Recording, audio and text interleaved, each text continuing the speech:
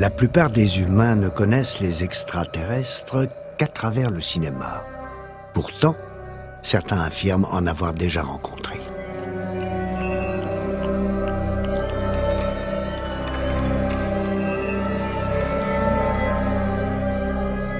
À moins qu'il n'ait croisé ce curieux animal qu'on croirait venu tout droit d'une autre galaxie.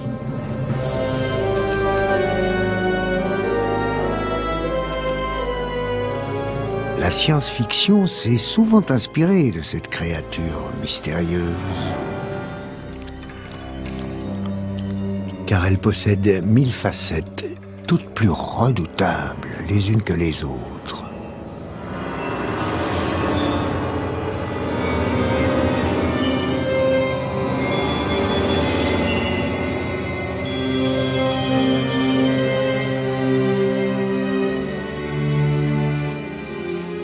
Regardez-la bien. Êtes-vous bien sûr qu'il s'agit d'un insecte terrien? Et si cette cuirasse qui recouvre son corps était une combinaison spatiale? C'est peut-être à cause de cet aspect peu sympathique que de nombreux auteurs de science-fiction s'en sont inspirés pour décrire les extraterrestres. Le biologiste préfère l'appeler la menthe religieuse.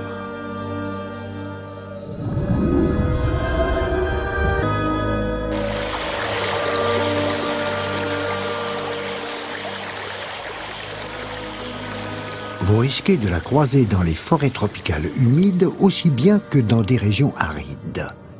Certaines de ses cousines vivent même dans le désert.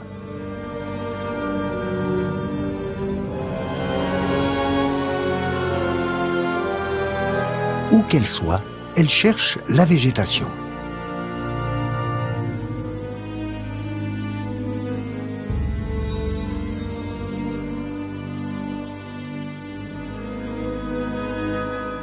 Toutes les menthes religieuses ont un point commun, elles sont capables d'entrer dans des colères monstres.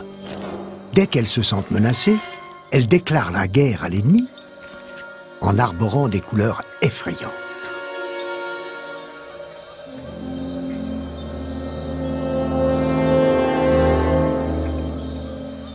Dans leur habit de lumière, il suffit qu'elles se cabrent pour avoir l'air encore plus dangereuse.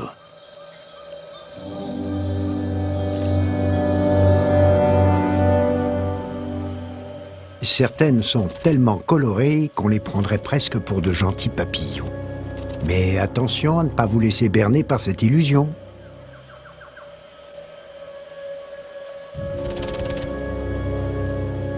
Elles possèdent des armes de guerre redoutables. Une fois repliées sur la proie, leurs pattes antérieures deviennent aussi tranchantes que des lames de rasoir. La pauvre victime attrapée par ces tenailles acérées n'a qu'une faible chance de survie.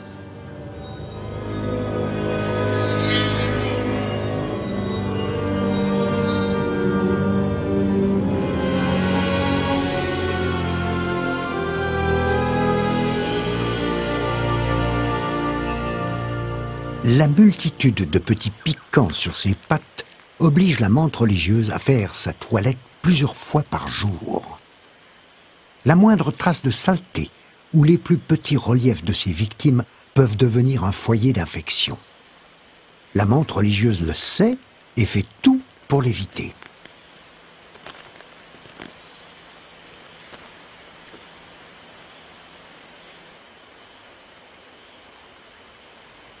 En bon prédateur, elle a une vue remarquable. Dès qu'elle aperçoit une proie potentielle, elle la piège en un quart de seconde.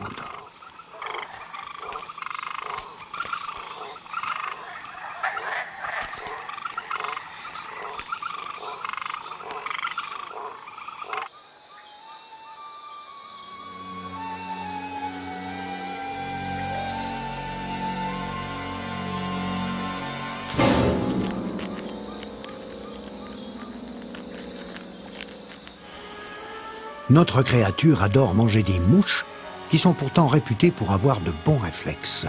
Mais face à une menthe religieuse, la lutte est vaine.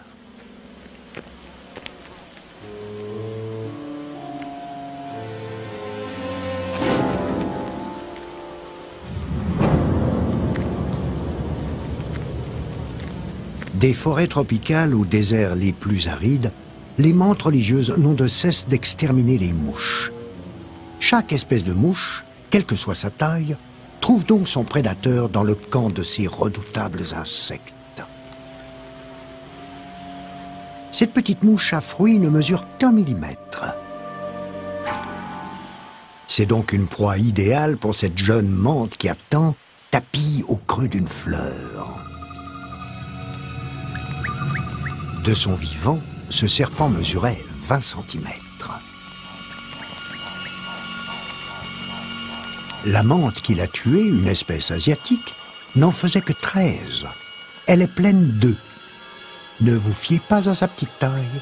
C'est un monstre vorace, prêt à tout dévaster pour nourrir les centaines d'œufs qui sont enfermés dans son abdomen. Même les Égyptiens ont été impressionnés par ces insectes géants qui pullulaient dans leur désert.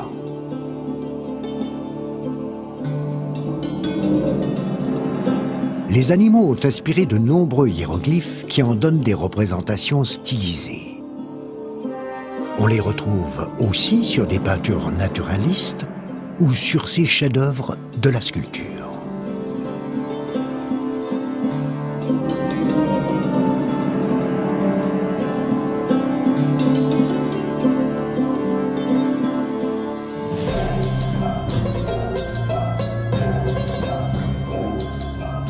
Les dieux à tête d'animaux avaient un rôle important au royaume des morts et bénéficiaient d'un culte de momification très codé. Il serait logique que la menthe religieuse figure parmi ces dieux. Étrangement, on a retrouvé plusieurs images de sauterelles, mais aucune de menthe religieuse. Il semblerait plutôt que celle-ci ait joué un rôle mystique, et on trouve sa trace jusque dans le fameux livre des morts. C'est par ce hiéroglyphe à prononcer « habit » qu'elle est désignée. Les dessins de menthe religieuse sont très rares. On en a découvert un dans la tombe de Ramsès II, le prestigieux pharaon qui a régné sur l'Égypte il y a 3300 ans.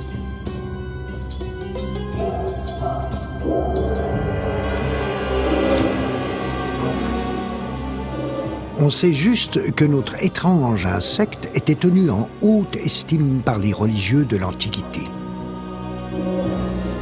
Comme les dieux rois, les menthes étaient méticuleusement momifiées pour accéder à la vie éternelle, et elles avaient même droit à leur sarcophage personnalisé.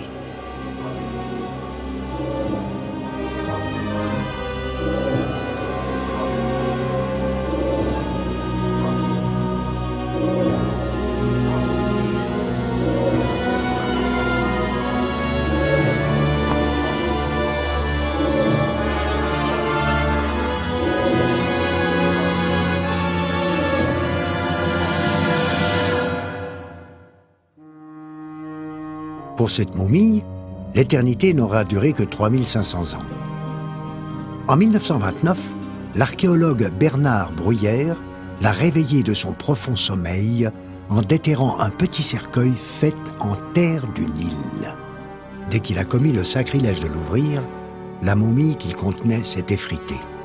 Il n'en reste plus aujourd'hui que quelques photographies témoins.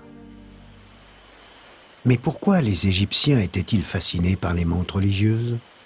Est-ce à cause de l'étonnante habitude des femelles qui consiste à dévorer leur partenaire mâle pendant ou après l'accouplement? Possible. La femelle diffuse un parfum à base de phéromones qui séduit irrésistiblement les mâles. Un atout de taille, pourrait-on dire, pour ces créatures féminines qui sont quasiment toujours plus grandes que leurs partenaires masculins.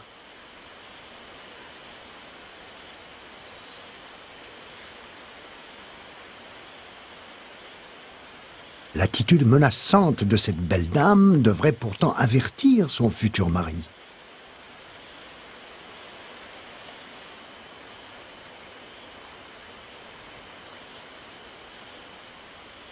Si monsieur fait un faux mouvement, elle n'en fera qu'une bouchée.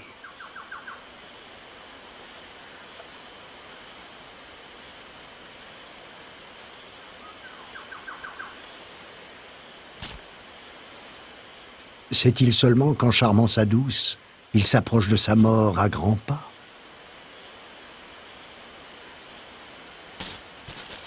Mais finalement, Madame l'ignore. C'est un autre mâle qui parviendra à la séduire. Cette fois, elle est prête pour se donner à lui.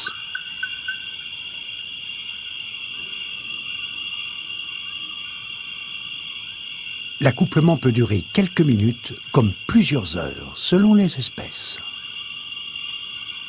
Ces deux mantes religieuses africaines, des Sphodromantis, ont décidé de prendre tout leur temps.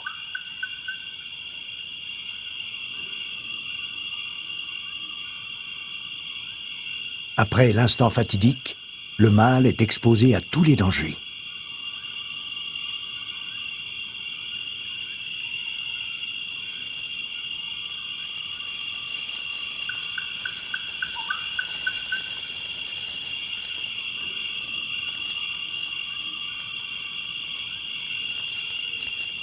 Regardez celui-ci.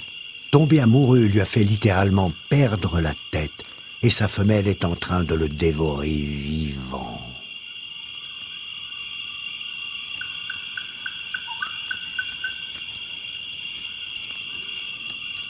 Cet exemple de cannibalisme post-coïtal vous choque? Dites-vous bien que la nature ne fait rien au hasard. Pour nourrir ses œufs, qui viennent d'être fécondés, la femelle a besoin de beaucoup d'énergie et justement, le corps frétillant du mâle peut la lui fournir.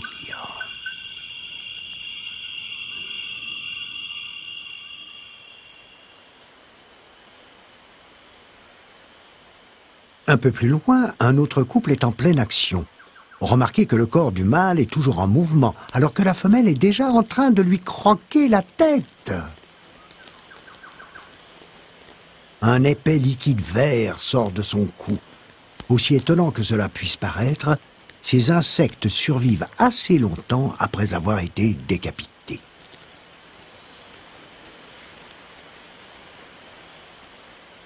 Le chevalier sans tête est capable de continuer à s'accoupler pendant des heures.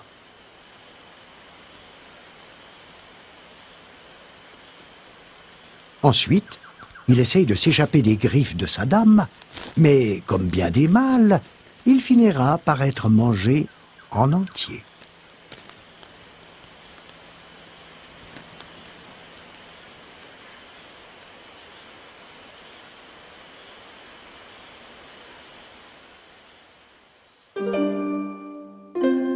Dans l'Antiquité, les Grecs avaient bien étudié les pratiques macabres des mantes religieuses.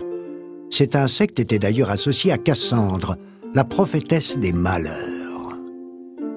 Même Aristote pensait que la mante religieuse était une créature démoniaque qui hypnotisait les voyageurs solitaires dans le but de les tuer.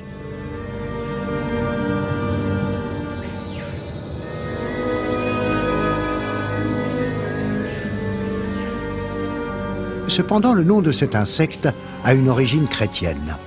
La manière dont il replie ses pattes antérieures évoque une position de prière.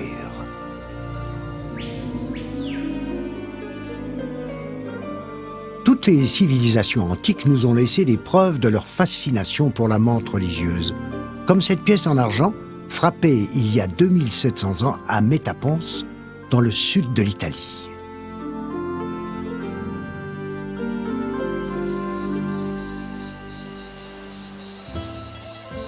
Dans cette région, une étrange superstition a même traversé les âges.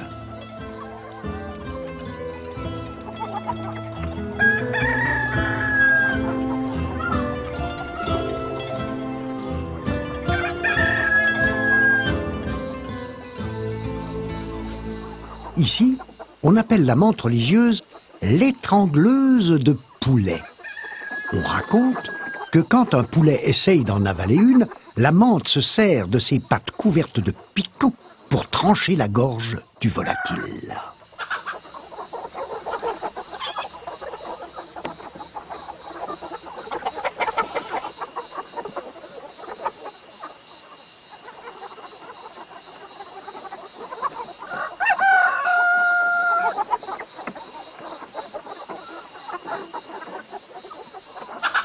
Cette petite bête est bien appétissante, semble penser le poulet prêt à tout pour se restaurer.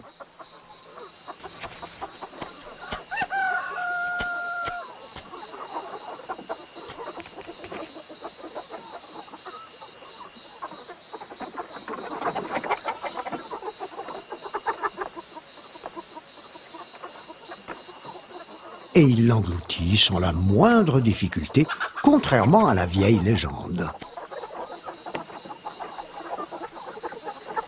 À la vigueur de son chant, ce coq semble particulièrement content de son repas.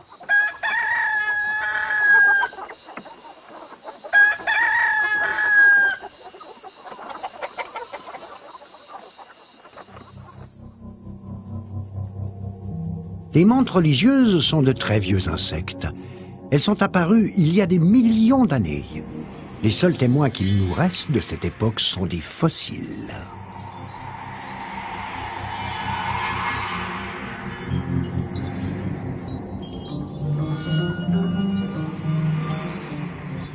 Ces empreintes fossiles permettent de reconstituer une créature dans ses moindres détails, comme les ailes presque transparentes de ces libellules préhistoriques. Mais malheureusement, on a retrouvé très peu d'empreintes minérales de menthe.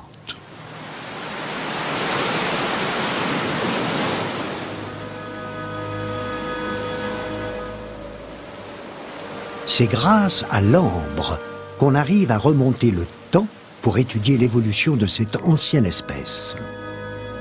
Mais attention à ne pas confondre, c'est grâce à l'ambre jaune.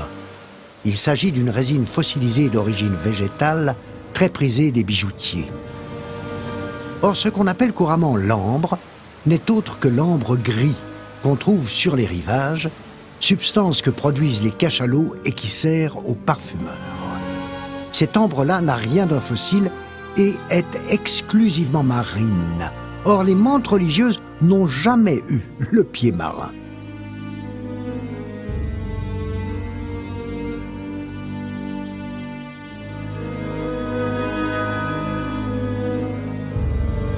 Quand cette résine était encore liquide et collante, elle a emprisonné de nombreuses particules de plantes et de petits animaux.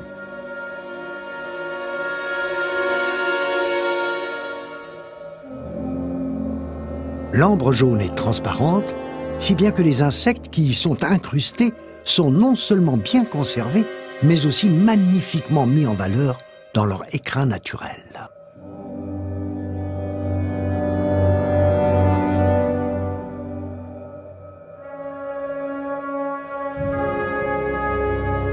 Isolés de l'air et de l'eau, les animaux fossilisés n'ont pas pris une ride. Grâce à ces spécimens, on sait que les mantes religieuses n'ont presque pas évolué depuis plus de 50 millions d'années. Nous n'en possédons malheureusement qu'une dizaine.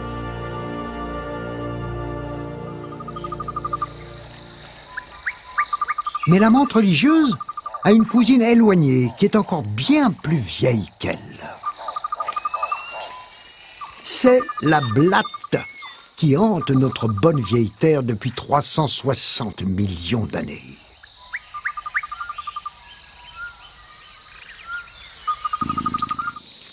Ces insectes se sont répandus sur toute la planète et on n'en dénombre pas moins de 3500 espèces différentes. Ils mangent tout et n'importe quoi, bien que leur régime de prédilection soit végétarien.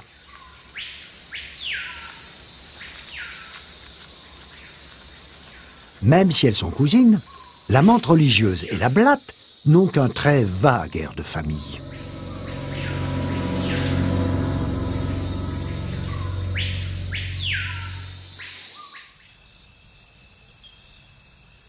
A contrario, certains insectes ressemblent aux menthes alors qu'ils n'appartiennent pas du tout à la même famille.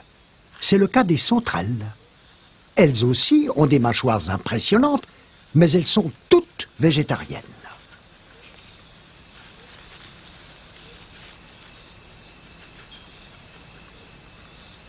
On ne peut pas dire que ces deux familles d'insectes fassent bon ménage.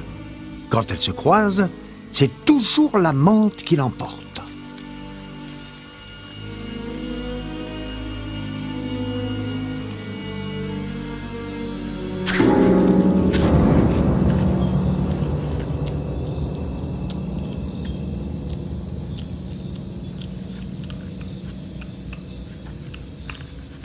les mâchoires de la menthe religieuse sont aussi pratiques et efficaces qu'un ouvre-boîte. Elles peuvent trancher les carapaces d'autres insectes avec une facilité déconcertante.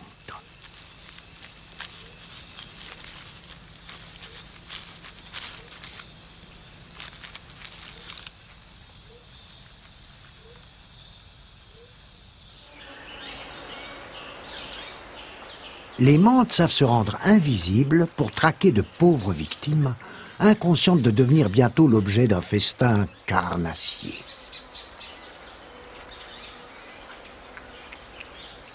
Sur les arbres, certaines espèces se fondent dans la végétation. D'autres, qui passent le plus clair de leur temps sur la terre ferme, préfèrent imiter les feuilles mortes.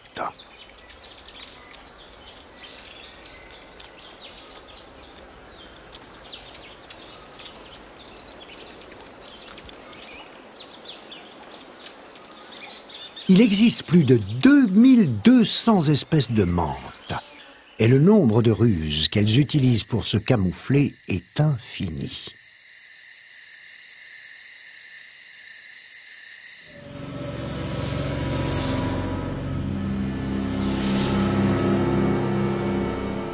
La palme d'or du meilleur camouflage est décernée à la talentueuse goûteuse verte d'Asie.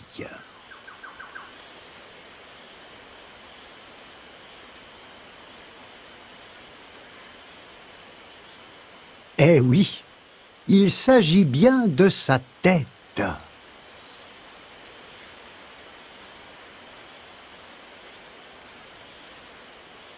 Dans les régions tropicales, les menthes possèdent une quantité considérable de déguisements pour ressembler aux feuilles mortes. Qu'elles soient assises ou pendues la tête en bas, elles se confondent aisément avec le tapis de végétation.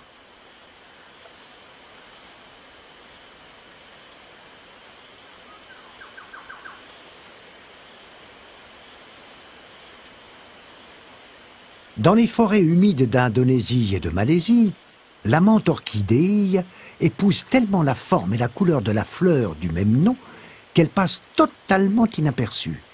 Même en la regardant de très près, il est difficile de dire où finit l'insecte et où commence la fleur.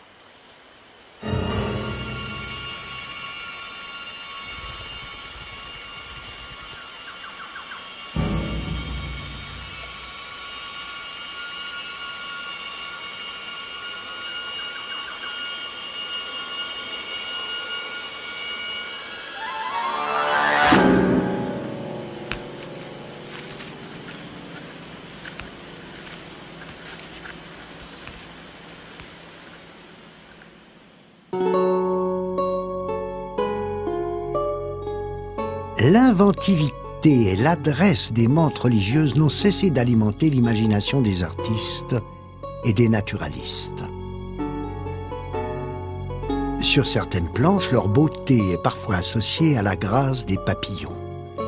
La finesse de leur corps extravagant trahit bien l'admiration du dessinateur.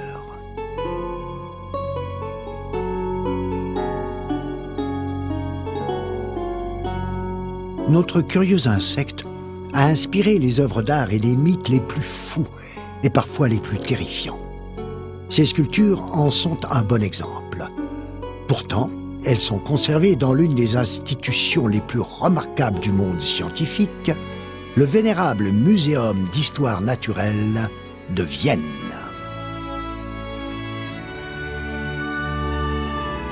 Les collections qu'il renferme remonte au début du XVIIe siècle. Le plus ancien spécimen de menthe religieuse a 150 ans.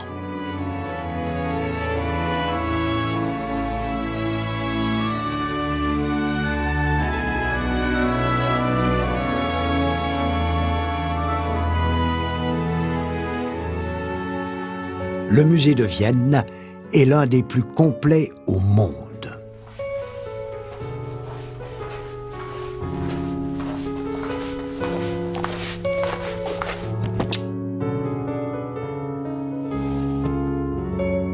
On y trouve 14 000 spécimens de menthe rapportés des 4 coins de la planète.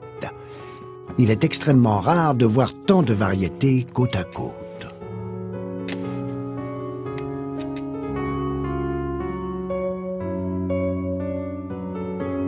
Même s'ils l'ont observé à la loupe, les chercheurs n'ont pas encore élucidé tous les mystères de la menthe religieuse. Les études récentes ont de quoi bouleverser notre vision de ces habiles chasseresses.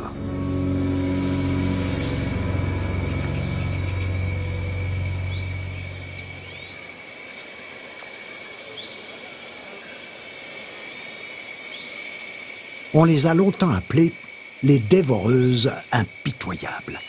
Mais les scientifiques ont observé des comportements complexes qui pourraient bien atténuer ce jugement péremptoire.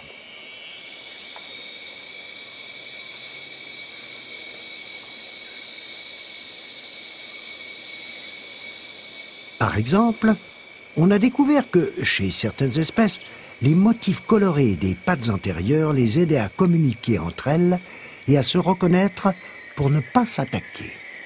Ces insectes sont réputés pour être solitaires et agressifs. On dit qu'ils s'en prennent à tout ce qui bouge, même à un autre membre de leur espèce. Pourtant, vous allez voir qu'ils ne sont pas toujours impitoyables.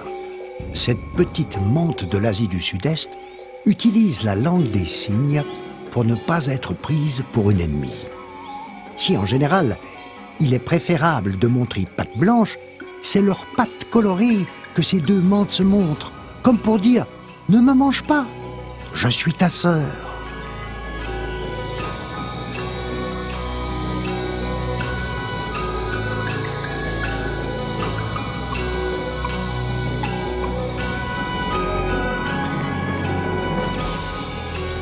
On croirait assister à une démonstration de tai chi. Et en plus, elles ont l'air de se comprendre.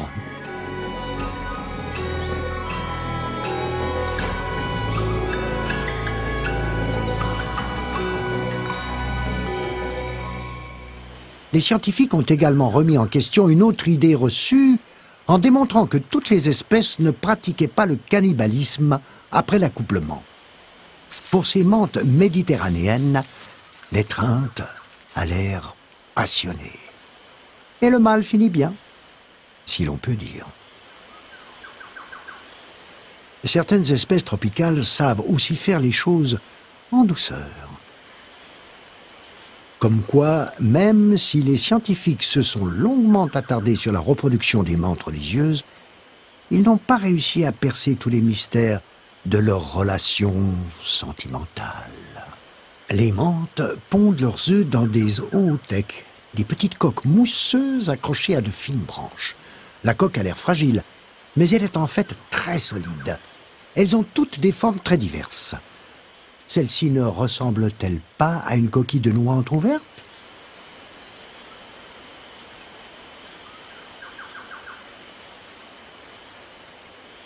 Celle-là ferait plutôt penser à une fiente d'oiseau, ce qui a l'avantage de la rendre repoussante aux yeux d'éventuels prédateurs.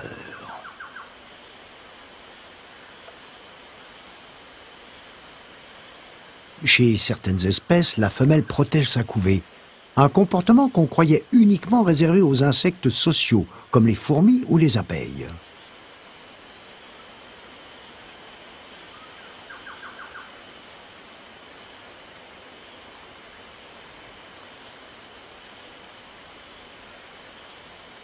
La mousse isole les œufs de la chaleur et du froid, ce qui leur permet de résister à des températures qui atteignent parfois moins 40 degrés.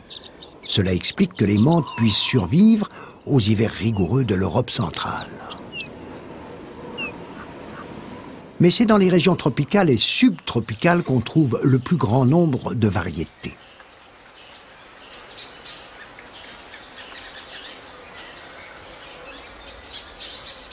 Cette espèce, qui a pour particularité de se déguiser en brindille, vit au Ghana, en Afrique de l'Ouest. L'insecte est justement en train de fabriquer son oothèque.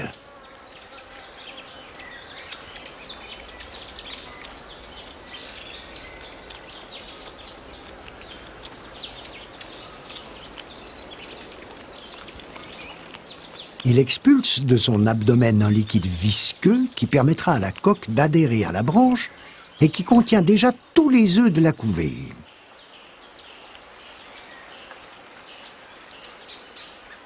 Miraculeusement, les œufs restent bien à l'intérieur et ne remontent jamais à la surface de la mousse. Selon les espèces, les mantes peuvent mettre jusqu'à 5 heures pour fabriquer leur ootec. C'est un travail de fourmi. Même si les femelles ne vivent que quelques mois, elles en construisent parfois jusqu'à une vingtaine dans leur existence.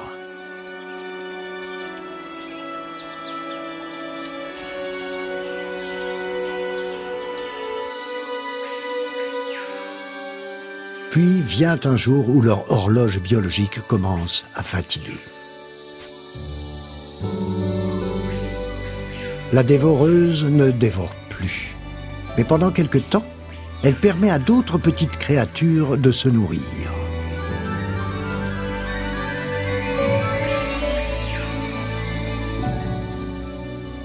La prochaine génération se prépare à reprendre le flambeau.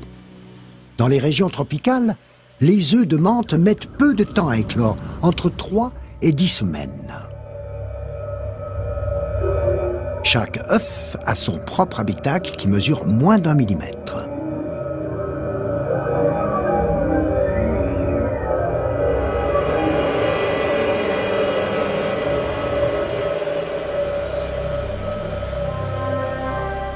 Déjà, le premier bébé se faufile hors du cocon et lance le feu vert à toute la couvée.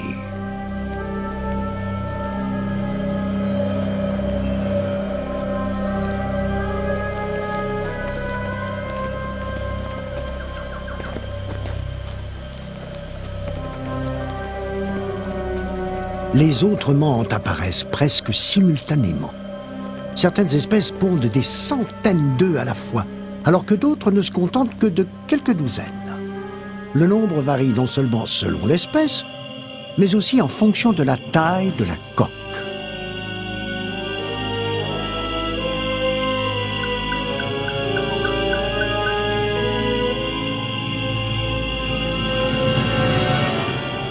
Dans la plupart des cas, la jeune menthe, qu'on appelle encore la nymphe à ce stade, a déjà toutes les caractéristiques physiques et comportementales de l'adulte.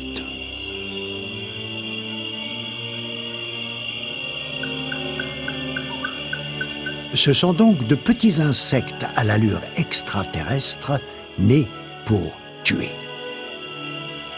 Dès leur éclosion, les jeunes menthes se séparent.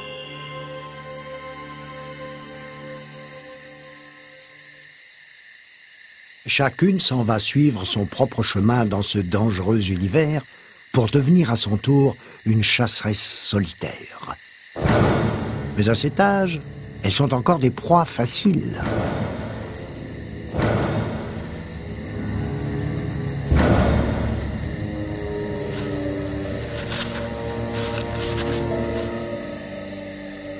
Certains animaux se sont fait une spécialité de détecter les jeunes menthes camouflées dans la végétation.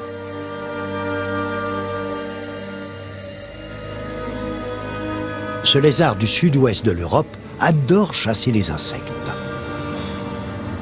La menthe aura très peu de chances d'échapper à son ouïe et à sa vue particulièrement fine.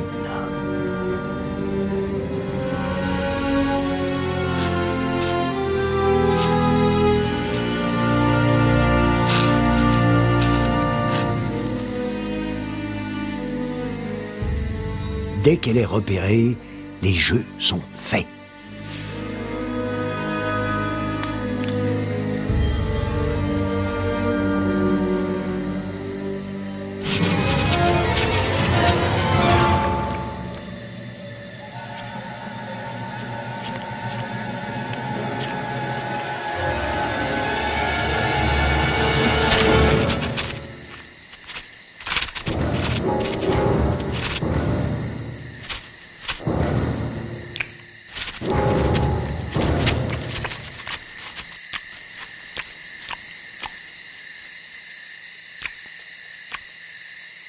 Les mâchoires tranchantes du lézard déchiquettent la carapace de l'insecte en un rien de temps.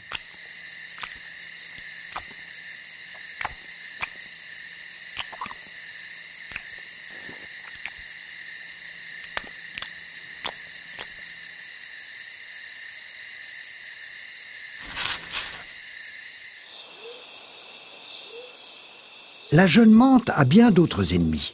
Et curieusement, il se trouve souvent parmi les membres plus âgés de sa propre espèce.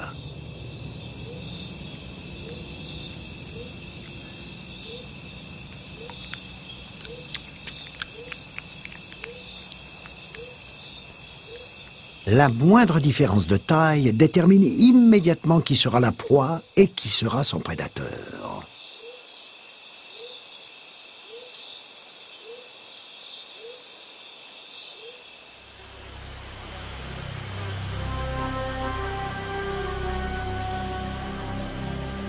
Les broussailles regorgent de formes immobiles aux allures fantomatiques, transparentes et sans vie.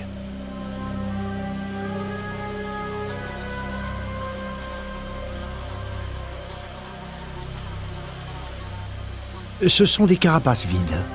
Les jeunes mantes qui réussissent à échapper à la gourmandise de leurs ennemis muent régulièrement au cours de leur croissance.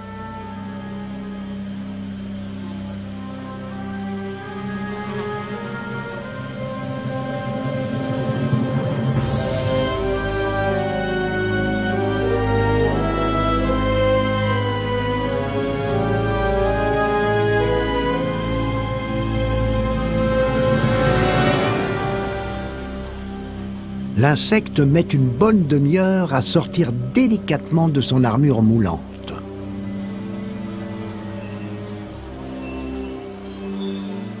À force de se tortiller, il parvient après de multiples efforts à se glisser hors de sa carapace.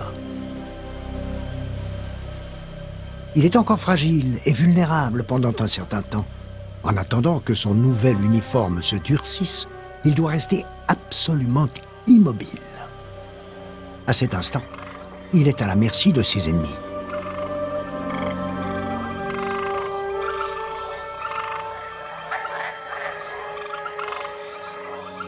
Le caméléon de Jackson est un grand consommateur de menthe. Il n'a donc aucune raison de résister à la tentation.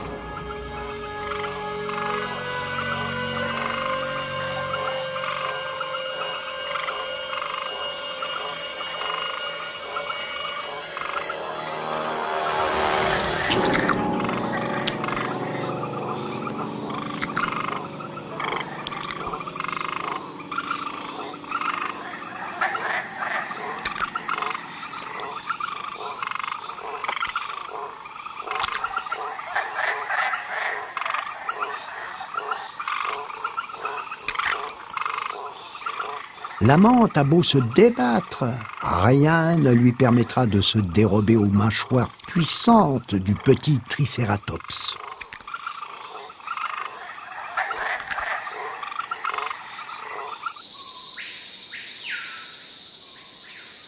Même après 50 millions d'années d'évolution, les menthes n'ont jamais trouvé le moyen de se protéger pendant leur mue.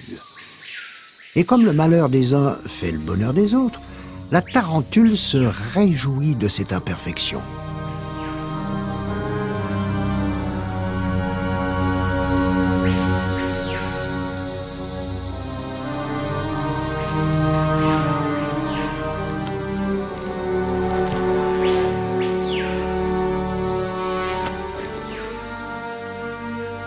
La victime bouge encore, mais le puissant venin que l'araignée lui a injecté la rend incapable de se défendre.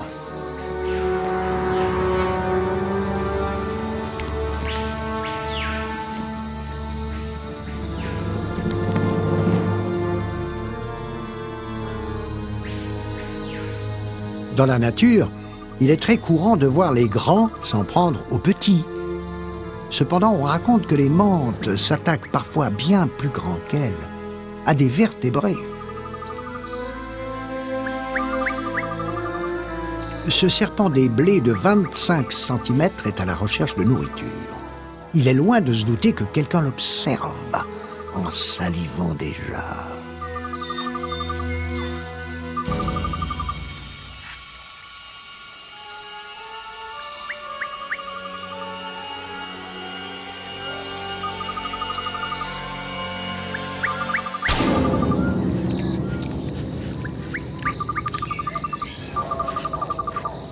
Tel est pris qui croyait prendre.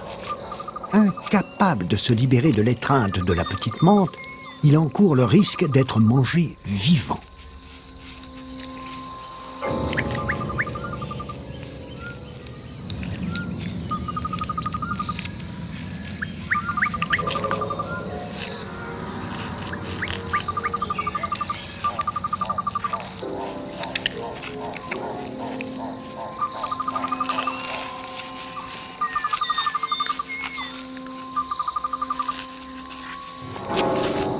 Le serpent arrive finalement à se dégager, mais l'issue du match aura été très serrée.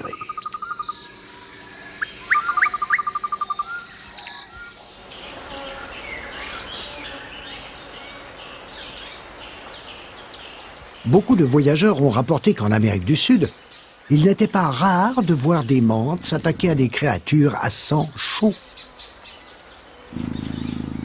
Ces petits colibris aux couleurs vives se nourrissent de nectar, si bien qu'ils sont constamment à la recherche de nouvelles fleurs.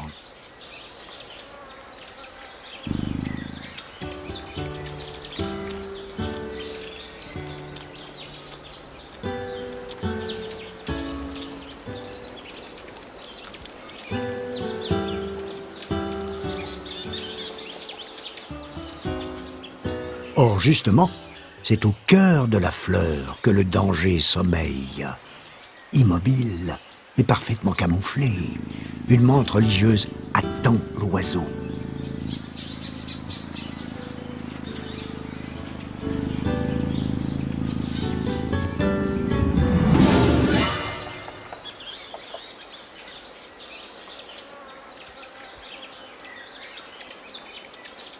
Elle n'en fera qu'une bouchée. Les colibris sont les plus petits oiseaux de la nature. Même un papillon serait une proie plus difficile à attraper.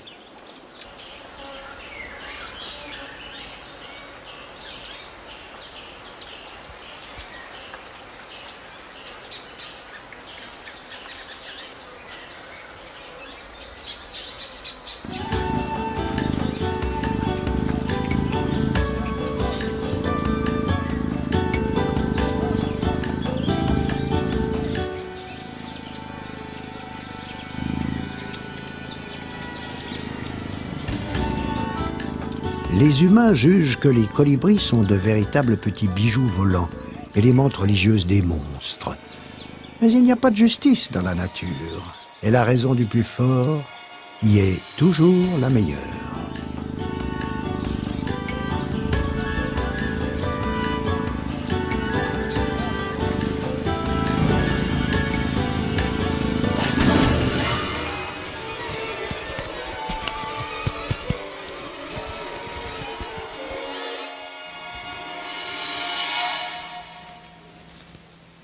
Ces petits oiseaux sont très vulnérables au stress. Un choc émotif peut suffire à les tuer. Une fois piégés par une mante, leur souffrance s'achève en quelques secondes.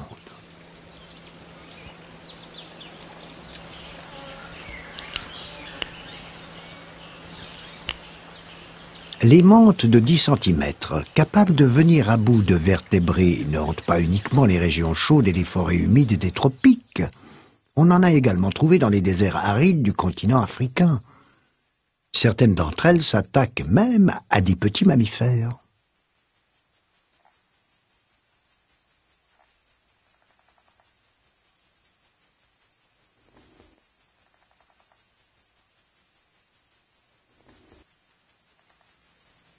C'est ce qui va arriver à cette souris naine d'Afrique.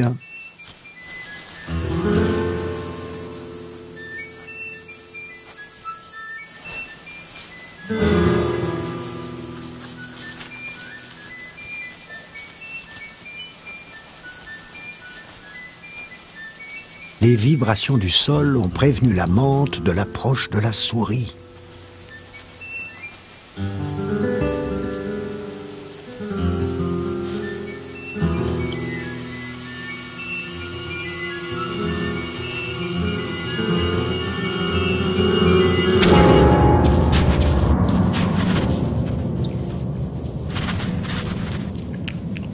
Prise au piège, elle vit ses derniers instants.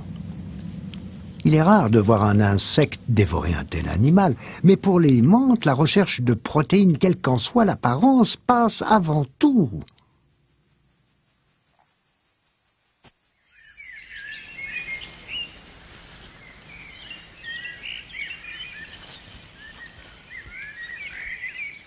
Certains animaux nous paraissent si gentils et mignons qu'on en oublierait qu'ils sont eux aussi des chasseurs sans scrupules.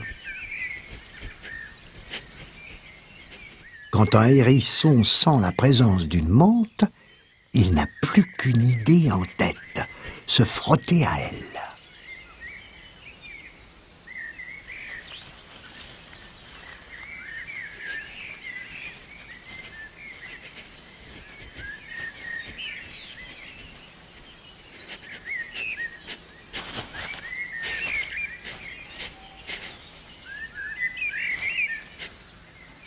Le hérisson est un grand amateur d'insectes et étant armé d'une multitude de piquants, l'armure épineuse de la mante ne lui fait pas peur. Au terme du combat, la mante meurt entre les fines dents du hérisson. Et la boucle est bouclée. Celui qui a mangé hier est mangé aujourd'hui.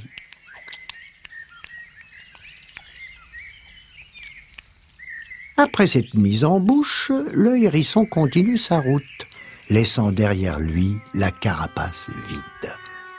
À l'approche du soir, d'autres petites proies lui assureront un copieux dîner. La mante religieuse passe toujours pour une bête terrifiante. Il s'agit pourtant d'un simple insecte ni plus étrange, ni plus cruel qu'un autre. C'est une créature naturelle, bel et bien terrienne. Un prédateur efficace, produit de l'évolution de notre planète, même si l'imagination fertile des hommes aime à penser que cette curieuse bête est un visiteur d'une lointaine planète.